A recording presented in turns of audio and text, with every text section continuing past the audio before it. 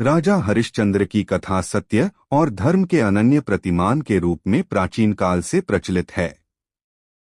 वह कौशल देश के स्वाभिमानी और धर्मनिष्ठ सम्राट थे। उनकी राजधर्म पालनशीलता, परोपकारिता और सत्यनिष्ठा के कारण उनका नाम इतिहास में स्वर्णाक्षरों में अंकित हुआ। एक बार महान ऋषि विश्वामित्र ने राजा हरिश्चंद्र की सत्यनिष्ठा की परीक्षा लेने का निर्णय किया।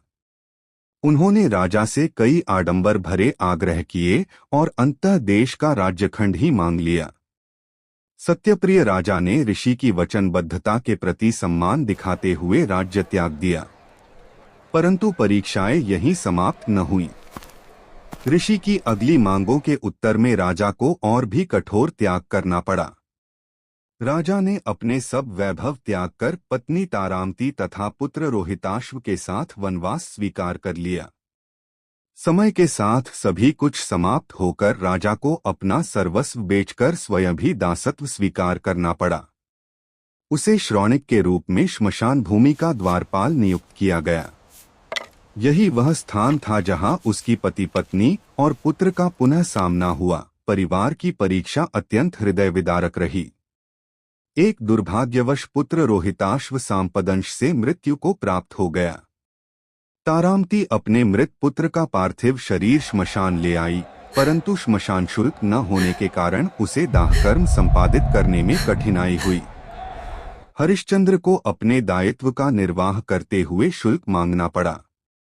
पर यह दृश्य देखकर उनका हृदय फट पड़ा। फिर भी सत्य के प्रति उनकी निष्ठा दृढ़ थी, अतः उन्होंने अपना कर्तव्य नहीं छोड़ा। उनकी अडिग सत्यनिष्ठा ने ईश्वर ऋषियों को प्रभावित कर दिया। इसी बीच ऋषि विश्वामित्र ने यह परीक्षा रद्द करते हुए सत्य और त्याग में उनकी अतुलनीयता देखी।